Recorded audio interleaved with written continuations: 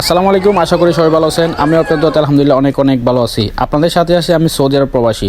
আজকে চলে আসছি সৌদি আরবের জেদ্দা সাগর পাড়ে গুরু জেমসকে দেখার জন্য। এই প্রথম গুরু জেমসকে দেখবো, তাও সৌদি আরবের মাটিতে। বাংলাদেশের মাটিতে দেখার কখনো সৌভাগ্য হয় নাই। আজকে অনেক দূর থেকে আসলাম কষ্ট করে গুরু জেমসকে দেখার জন্য। তো এখন আমরা কনসার্টের ভিতর, এরকম কনসার্ট সাজানো আমার জীবনের প্রথম দেখলাম। আসলে এরকম কোয়ালিটিফুল কনসার্ট আমি কখনো দেখিনি এবং কখনো যাইও না। তো আমরা বিকেল নাগাদ কনসার্টে এসে পৌঁছাই। তবে আমরা একটু আগে বেড়ে চলে আসছি, কারণ আমরা গুরু জেমসকে একটু কাছাকাছি এবং সামনে থেকে দেখব এরকম প্রত্যাশী ছিল। এসে দেখি এই কনসার্টে কিন্তু অনেক গরম। আপনারা জানেন সৌদি আরবে একটু বেশি গরম পড়ে। তো বিকেলবেলা যেহেতু একটু গরম বেশি থাকবে, এটাই স্বাভাবিক। কনসার্টের আশেপাশে অনেকক্ষণ ঘোরাঘুরি করলাম। এক পর্যায়ে দেখি এখানে নাচানাচি করতেছে আমাদের দেশি ভাইরা। আপনারা একটু দেখুন।